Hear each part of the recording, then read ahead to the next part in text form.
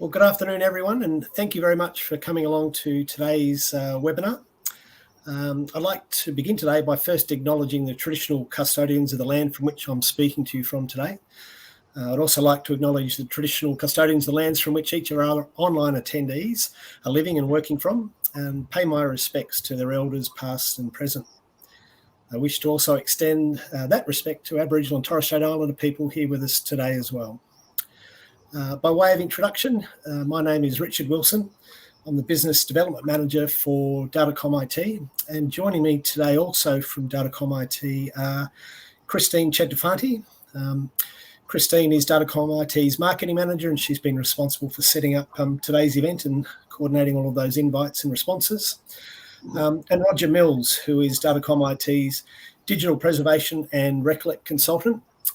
Roger will be providing us a brief overview of the Recollect solution today before we hand over to our special guests, who we'll also like to introduce is Lois Huston and Chris Toe from the Mount Isa City Council Library.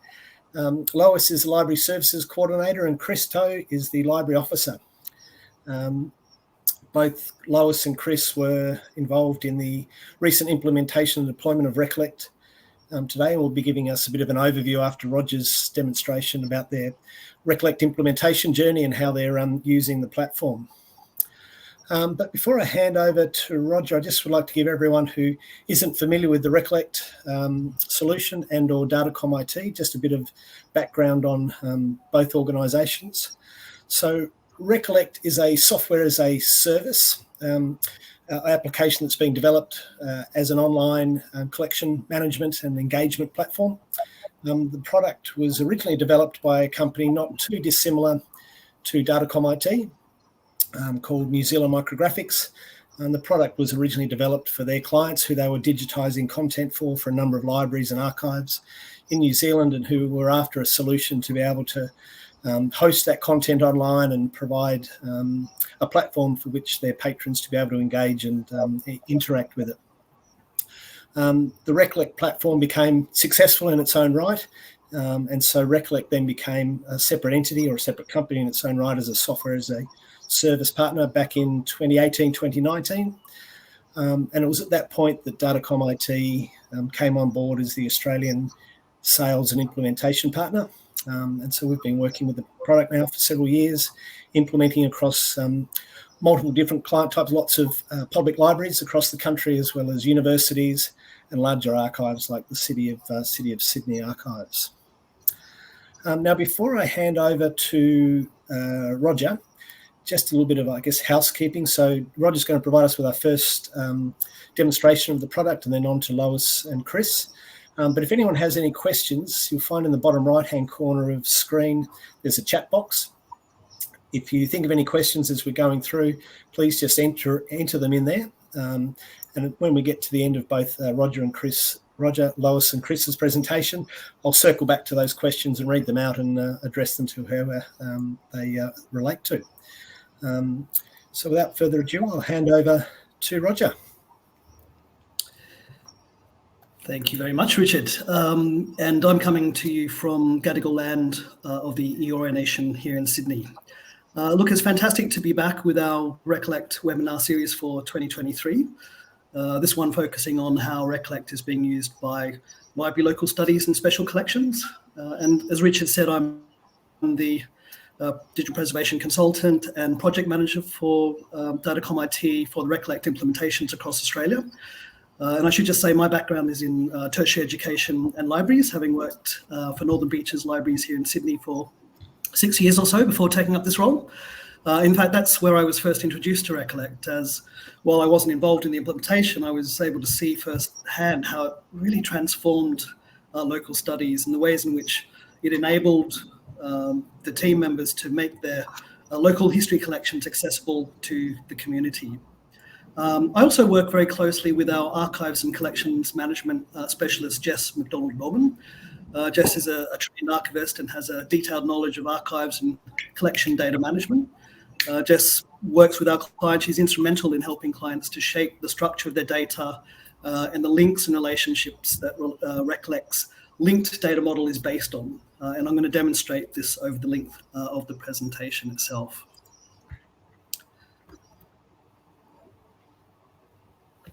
So look, the best way to think about Recollect really is that it's an online digital asset and collection management system as kind of one whole unified platform. So it brings together what those two systems often do as separate technologies.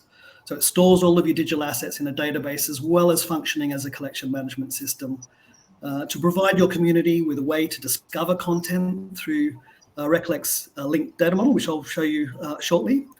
And that's what really structures the metadata template configuration.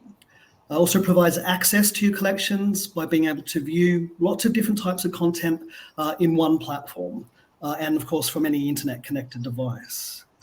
And importantly, and this is one of the, I think, strongest sales point of Recollect, is it facilitates really strong community engagement with your collections through moderated community contributions, tagging of images, suggested edits and comments on items.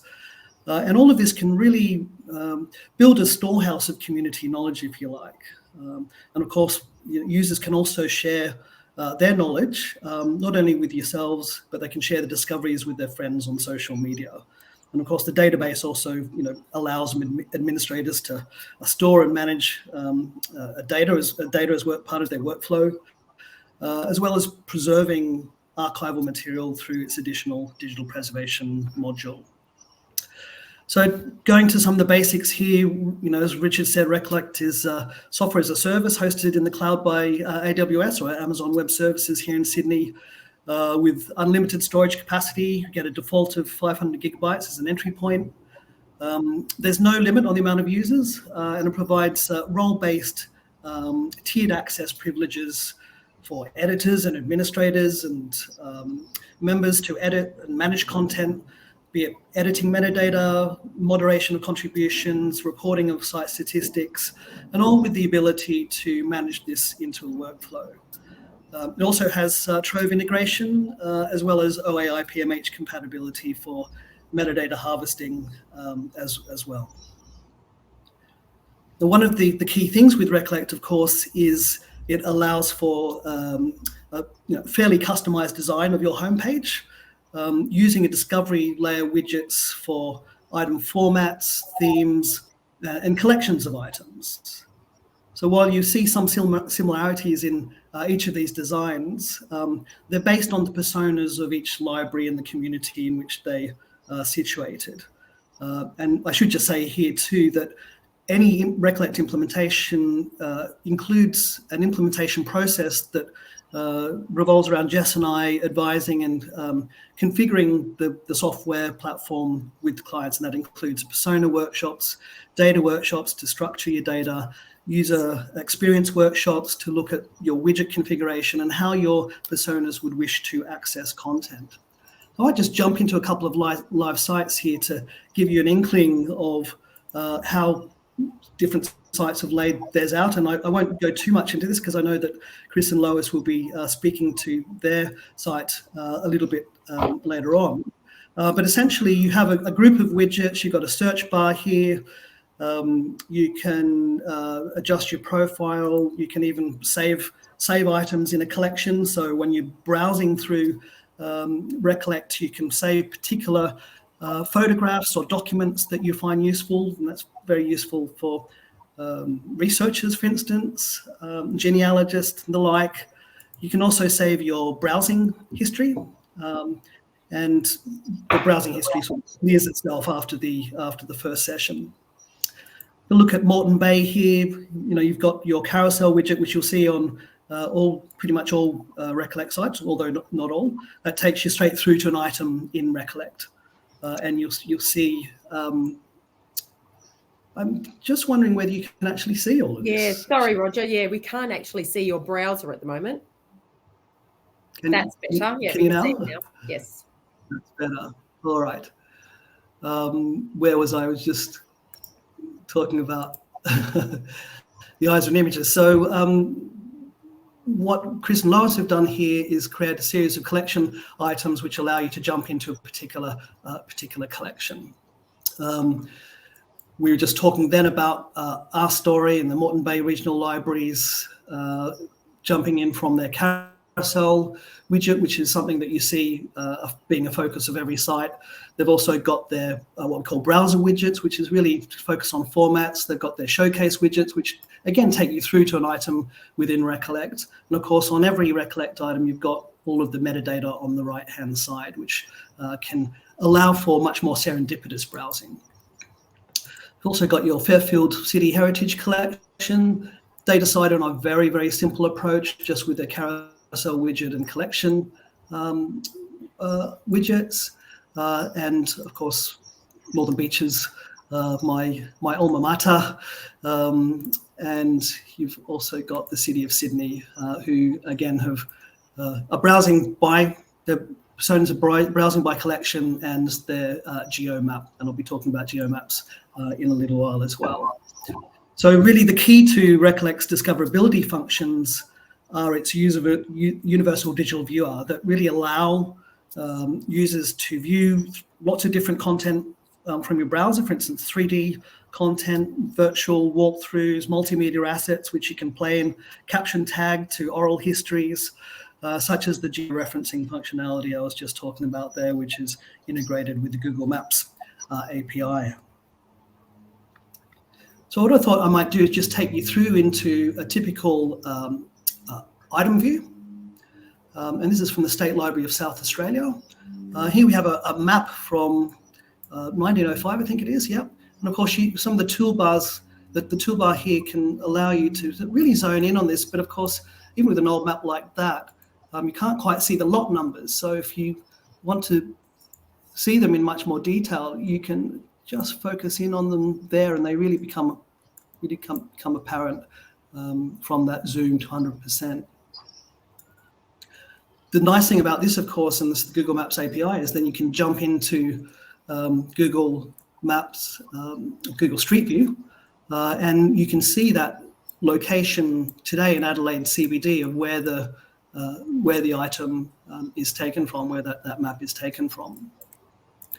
You've also got then your document view, such as proceedings, and I'm guessing a lot of council libraries will have this type of content. Now, this is obviously an old one from 1958. Everything that you ingest as a document is immediately OCR transcribed on ingest.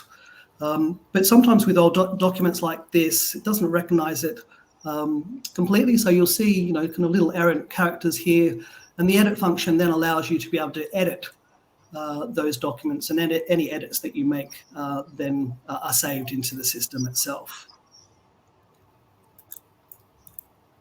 That's particularly useful for handwritten postcards. So here's an old postcard from the trenches of the First World War. You can essentially go in and edit that transcript, and you could, my dear son, etc. And you can save that and transcribe the entire postcard. And you can see the fingerprints on the side. You can imagine the soldier holding it in the trenches of the Dardanelles or somewhere. And now this postcard, so many years later, through OCR transcription, is available to be searched through the site itself.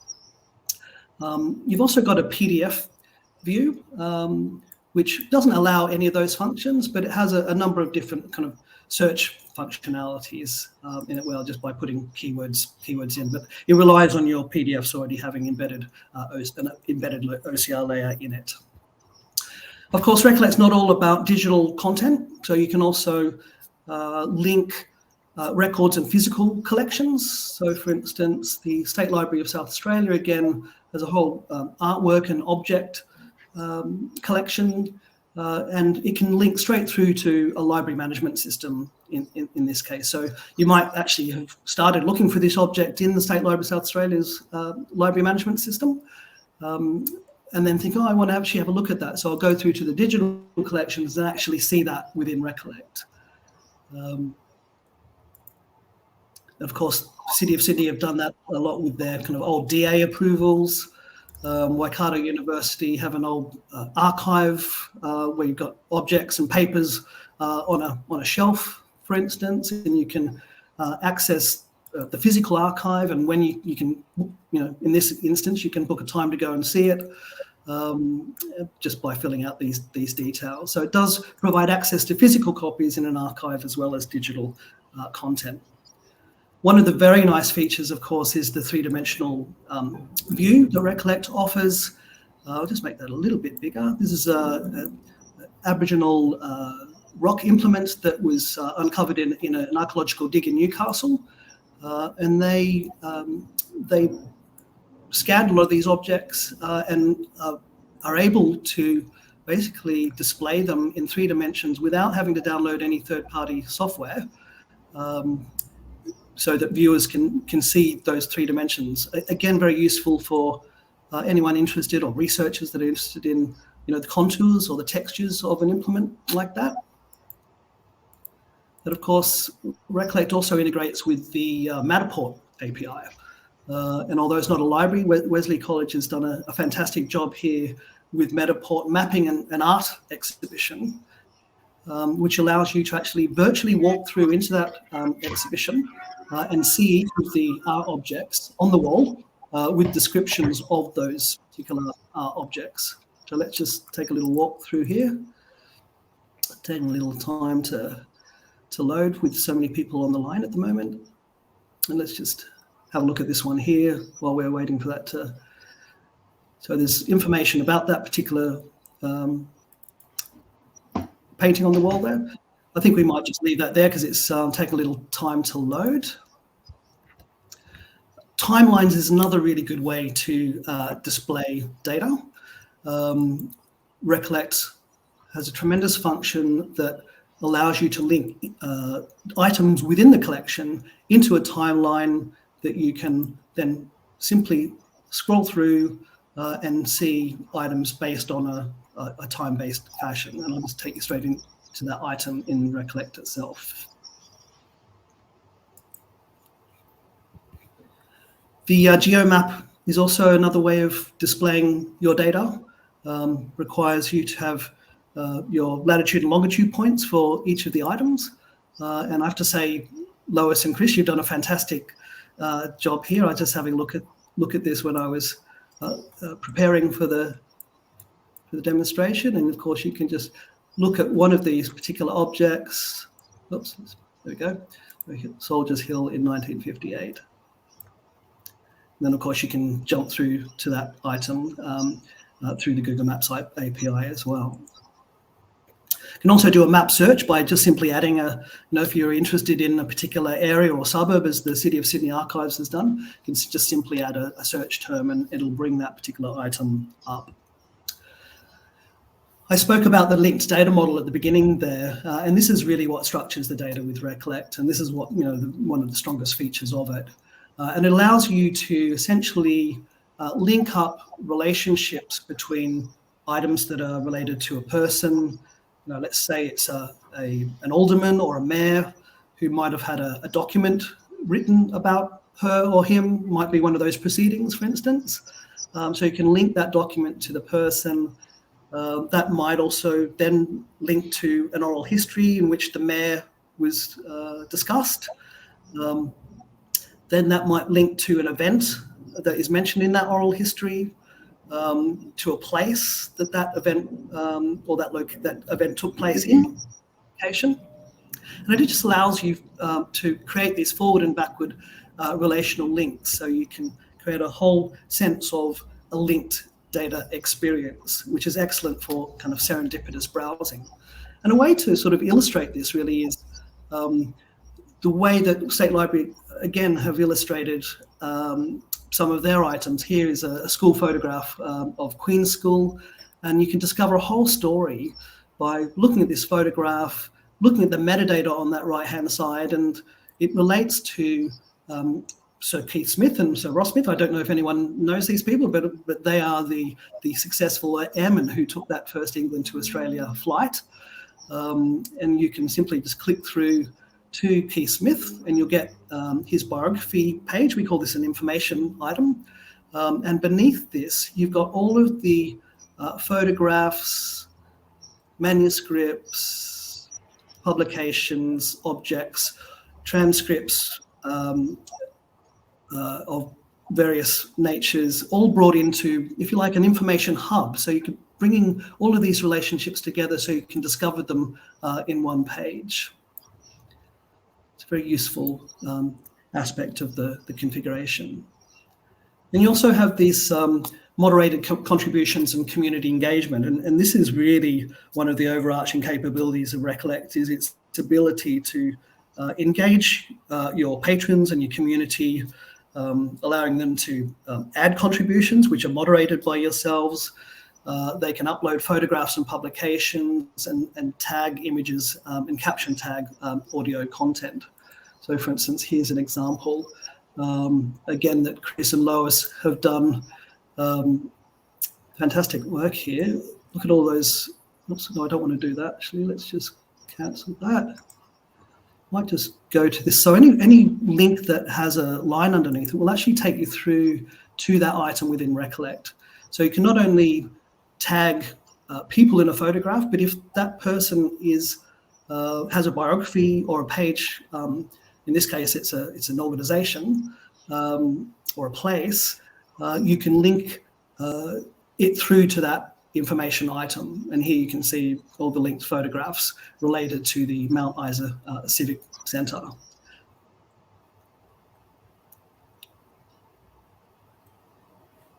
Okay.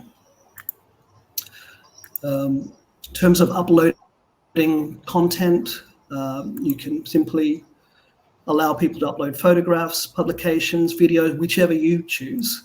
So you can upload a photograph there and you simply put a title in. You can add a geomap reference point, confirm that you are the copyright owner. And again, this will all be moderated by administrators as well. So you are the arbiter of any information that comes into your site and whether you choose to use it or not. Here's another example of tagging is a school photograph. And of course, Enid was the principal. And you've got her biography page there with all the photographs that are related to her time at Upper Hutt. This is an oral history information item. So you've got all of the parts of this particular interview with Beryl Harris. And what I'm illustrating here really is the ability to add caption tags or chapter tags to the oral history. And so if you're interested in what she's saying, but maybe she was a famous swimmer. I know she's a famous author actually, but say she was a famous swimmer. You wanted to hear her talking about swimming, you could just jump into swimming and hear her talking at that point.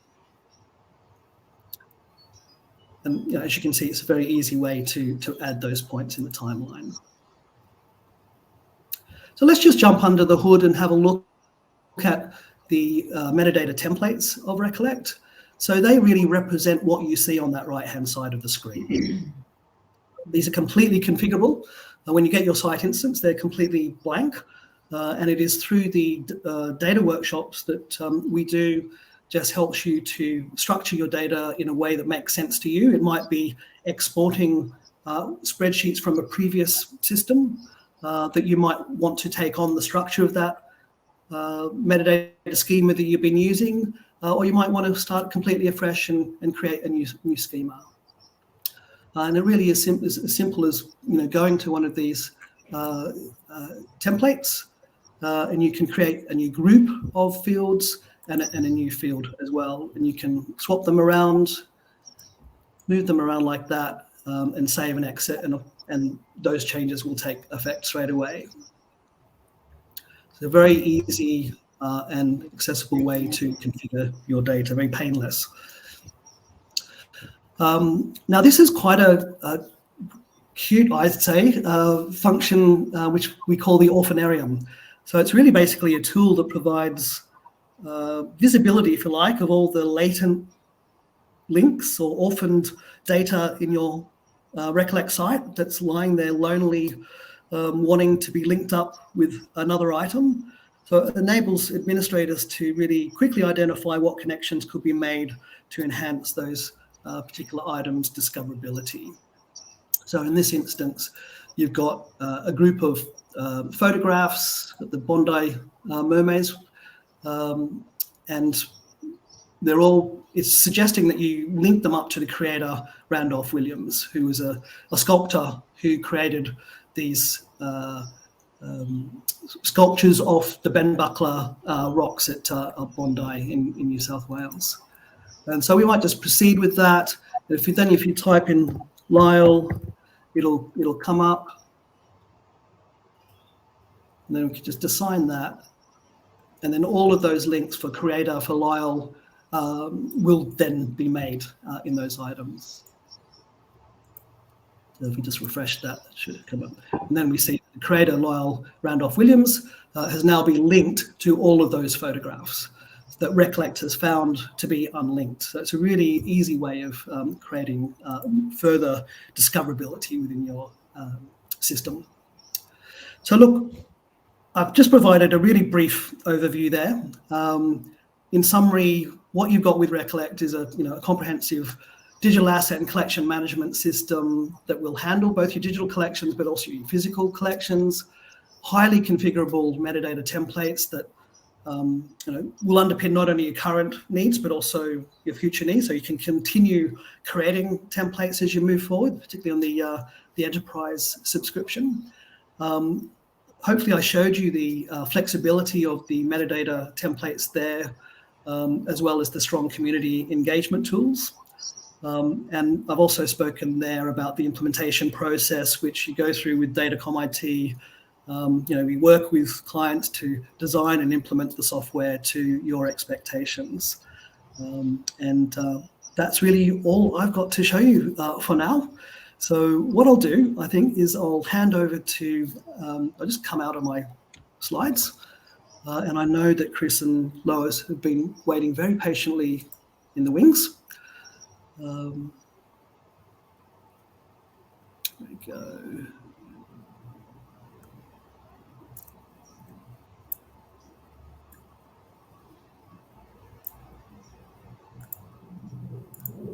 There we go.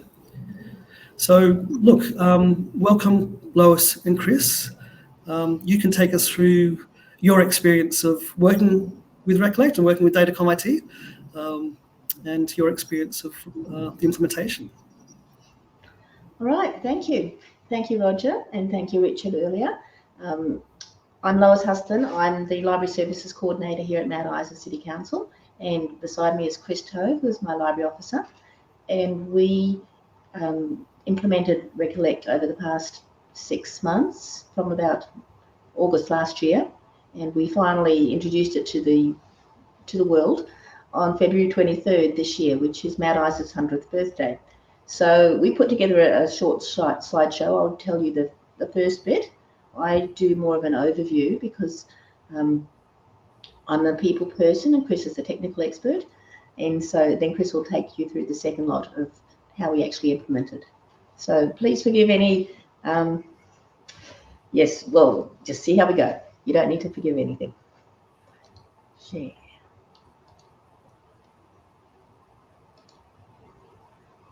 Screen, click on the screen. PowerPoint. Yes. All right. Hopefully everyone can see this. So this is front page. Yes. Can everyone see this? Yes, we can. Lovely. Okay. So this is the front page of Eyes and Images. So first of all, where is Mount Isa? Mount Isa is 1,829 kilometres from Brisbane and 883 kilometres inland from Townsville. It shares a boundary with the Northern Territory to the west and includes the township of Camberwell, which, if you can see my cursor, is way up here. Here's Mount Isa, here's Camberwell, but it's all within the Mount Isa area. And it's 191 kilometres to the northwest. So as you can see, we are a long way away from anywhere.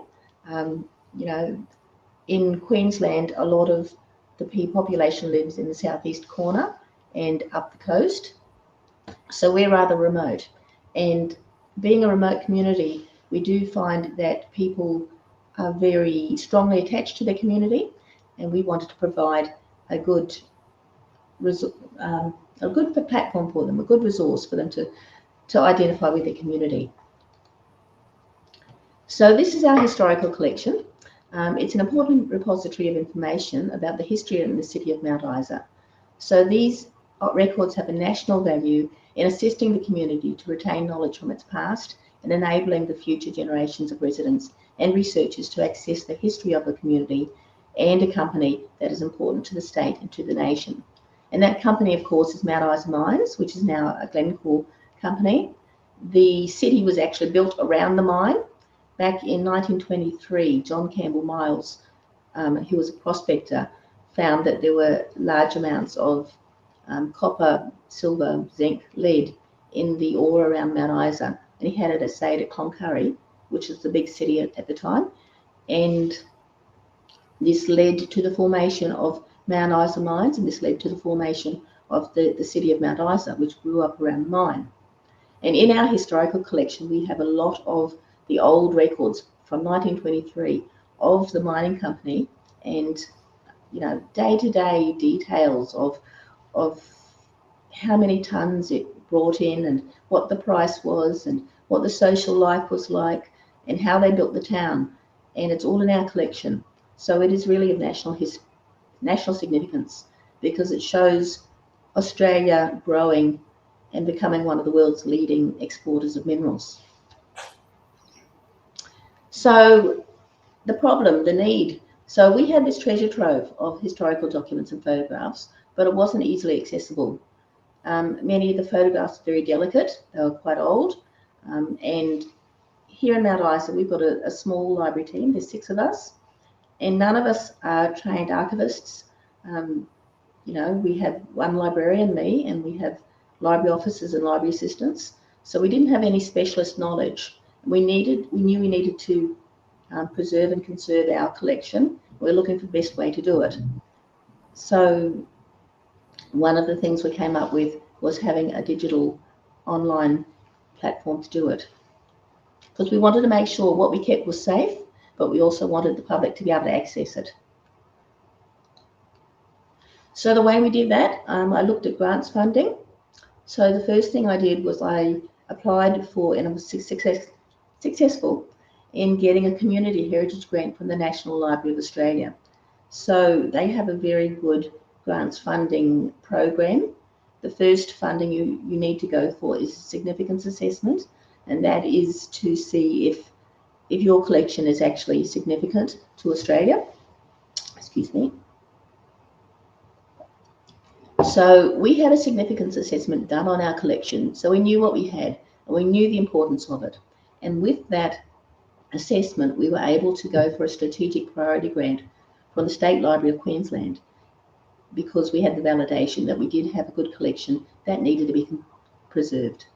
So the State Library of Queensland gave us funding to enable us to purchase Recollect so we could make our photographs accessible to the community. So thank you very much to both the National Library of Australia and to the State Library of Queensland. So once we had decided that we were going to have a digital platform for our photographs, that it was the best way to get it out to the people in the community, we did a bit of research. We were having a look around and saw what the different cities and towns have done, the different libraries in Queensland and around Australia, the way they showed their historical photographs. And I was particularly taken by Picture Ipswich. There was just something in the Picture Ipswich platform that I related to. I found it very friendly to use, and I liked the layout. And so I followed up on that and found out that it was Recollect. They used Recollect to do Picture Ipswich. So once we had received our funding, we proceeded with the purchase and the implementation of Recollect. So we'd chosen the professional package. So as Roger mentioned earlier, there are several tiers that you can subscribe to. It was the second package at the time, so it was higher than the basic one, but it wasn't the top tier because we are a small library. We only have one library in Mount Isa, and we thought it was a very good balance of functionality and a templated structure, especially since we knew that we were learning from the get-go.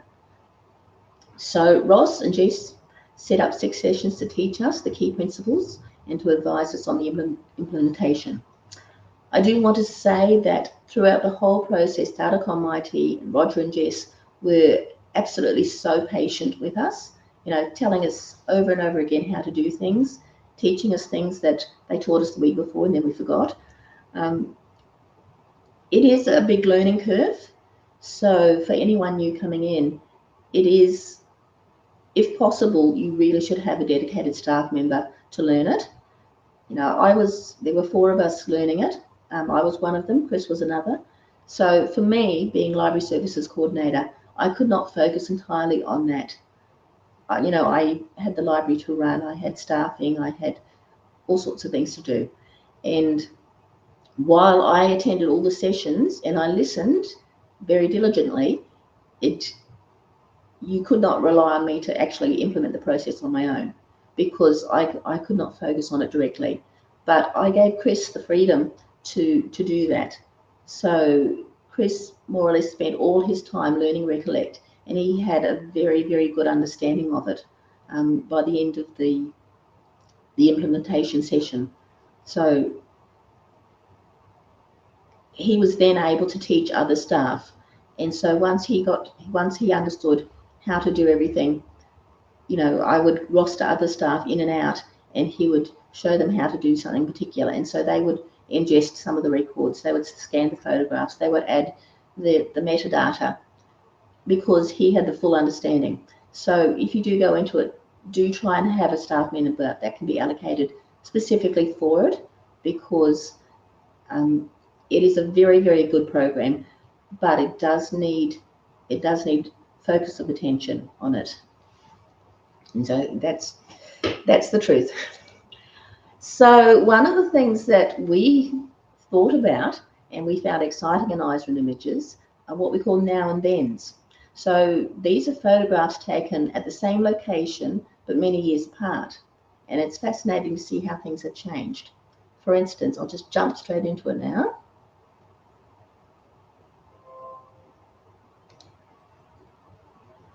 See, we've got it along here.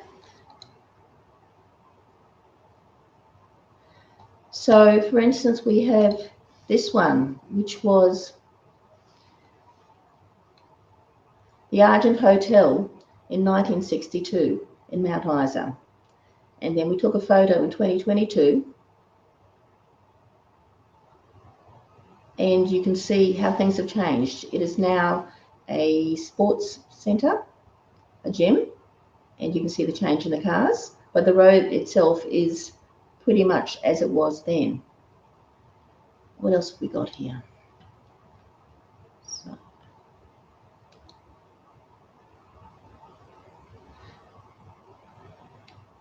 in 1953, this was the Hotel Boydie's, as people would call it, in Mount Isa. And in 2022, it is now the Red Earth Hotel. And it's really fascinating just scrolling back and forth and seeing the changes, seeing the shop fronts, for instance. Which ones are still there? What does the road look like? You can see in 2022 we've got a lot more trees, but some of the shop fronts look quite similar, and you can tell the hotel is the same hotel. It's just been renamed, rebranded. This one is a landscape more of Mount Isa. So you can see this was Rodeo Drive in 1962. You can see the mine in the background. And like I said, the town was built around the mine. The mine came first, and the MIM, Mount Isa Mines Company, built houses for the workers, and so the town grew up around the mine. So you can see the dust and the dirt and what it was like back in 1962. It was very much a wild and woolly west.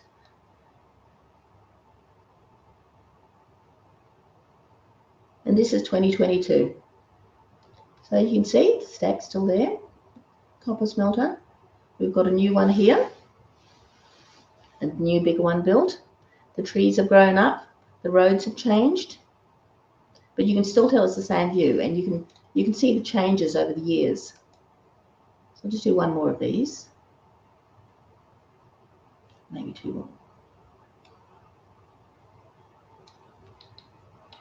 1967 to 2022. And it's particularly fascinating for people who live in the area. They can say, oh yes, you know, I lived in that house. Is it still there? No, it's not still there. It looks like, okay, there's a service station there or something like that.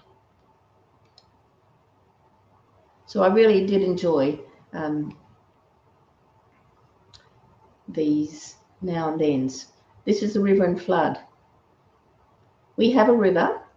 Most of the year it's dry, but occasionally we get rain and the river floods. So again, you can see how the town of Mount Isa has changed. So let's go back to here. So moving on, it is a benefit to the community because Mount Isa is celebrating its centenary this year. The implementation of Isa and Images was designed as a birthday present from the library to the community. It's our way of giving back. The images and the documents that have been entrusted to us to preserve are now readily accessible. So just having a quick look at Isa and Images itself. So for instance, there's all sorts of things in here. This particular one is a photograph of the 21C crib room in Mount Isa Mines. So if you haven't been to Mount Isa, you don't realise how much of the mines are underground. And in all the mines, they have these crib rooms, which is where the workers come to have their breaks. And in fact, at 8 o'clock every morning and 8 o'clock every night, they all need to get into their crib rooms because then they do a blast through the mines. And that's how they account that everyone is all there and still there and safe, because they have to have everyone in their crib rooms first before they do the blast to shake the mine to make it easier to mine the next day. So in Isa and Images, we've got the photographs, we have the description on the side, and I'm just talking to you as a member of the public would, as a lay person, because I'm not the technical person, that's Chris. It says the crib room is located over 1 kilometre below the surface, 1,000 metres. The workers have hot water and ovens to heat their meals. The card game of 500 is played as if the prize was a sheep station. So for instance, here they are playing here. They take their card game very seriously. And then you can click into the different collections, or you can click into the subjects. You can click into mining personnel. We've got identifiers down here. You can click into any of those. On the other side, we've got links to the subjects and the collections. So for instance, if I want to look further into mining, I click over here and it brings up all the photographs that we have on mining. And it's got the relationships, so it's got persons, people. John Campbell Miles, who I mentioned was the first person who discovered ore in Mount Isa, who discovered silver and zinc and lead and all the rest. And so we have a little biography of him. We have the photographs relating to him. So it is just so interactive, this program, and it's just really interesting the way you can just jump from one to another and you can learn so much. So if I take it back to the beginning, so we have our acknowledgement. You know, we have the photos across the top. You can see there's best of Mount Isa, location, time, topic, surprise me in the taxonomy. Then we've got documents, photographs, video now and then, and show all things. And then down here, there's a search bar. And down here, of course, we have all our subjects. So this is very similar to Picture Ipswich. Like I said, I did like Picture Ipswich. You can go into one of the subjects.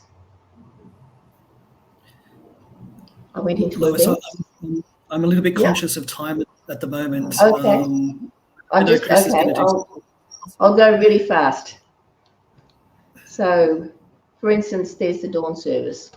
All right, so I will get out of that and I'll just finish on my last slide and then I'll move over to Chris. Thank you for the reminder, Roger. That's okay. Really interesting stuff. Really interesting. So why do we celebrate history? Because it gives communities self-knowledge. They know where they come from and it gives them direction for the future. So Mount Isa has been a major player in Australia's mining history, and our treasure trove was sadly in hiding from the public in archival boxes. I wanted to make sure that these photographs were made accessible to ensure that the community retained its pride and the knowledge of its history. So that's why we chose to create Eyes and Images, and I'm very happy with the product and the service that DatacomIT gave me. So thank you. Now I'm going to swap chairs with Chris, and he'll take you through quickly the technical aspects of our implementation.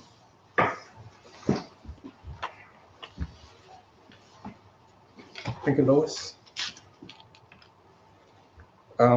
Before I go to the main part, let me introduce myself. I think this will help you to understand what were the challenges and how we overcome the challenges. I'm new to Mount Isa, only moved to here less than a year before the implementation. I was quite new to local history or family history, and Mount Isa is pretty much all about mining, but I know nothing about mining. So is it really possible for our library to make an online imagery platform? Let me just give you some quick information on what we had before the implementation.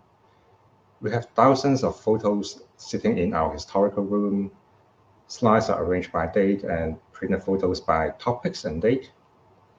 A volunteer who used to work in the mines has been helping us to digitize the slides from Mount Isa Mines, a major donor of our historical collection. The library also got some digitized videos and oral history interview audios. However, all these items were not cataloged in any system or accessible online. People can only access them when they visit the library. Datacom's IT's implementation team has been very helpful and professional on helping us throughout the implementation stage.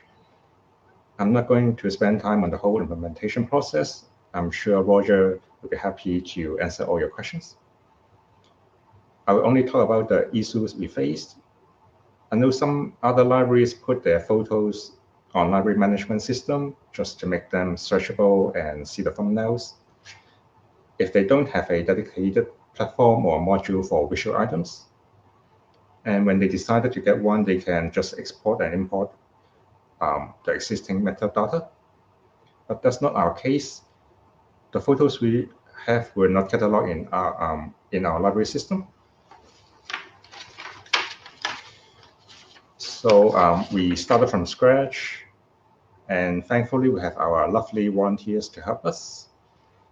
The volunteer that I mentioned earlier, Barry Merrick, scanned the slides and added metadata from his knowledge and gathered the knowledge from the others in a Mount Isa local history Facebook group.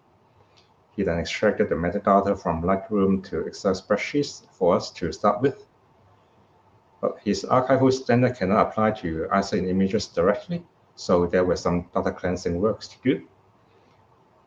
As we started from scratch, so the implementation was like a speed racing. We tried to get as many photos ready for ingest as possible.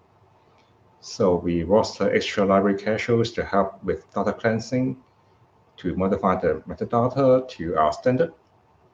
And if you are in a situation like we were, I would recommend you get prepared before the implementation. Think of how you want to present your items and the metadata. You can just catalog the photos on a spreadsheet like we did.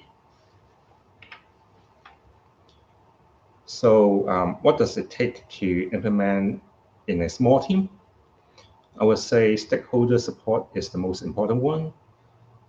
Stakeholders include city council, team members to history buffs, and maybe include government agencies that provide grants if you need some extra money to get things done, like we did. We got Recollect at the right time because Mount Isa was about to celebrate centenary, so the council was eager to showcase the city's history to the public and commit to the annual subscription fee.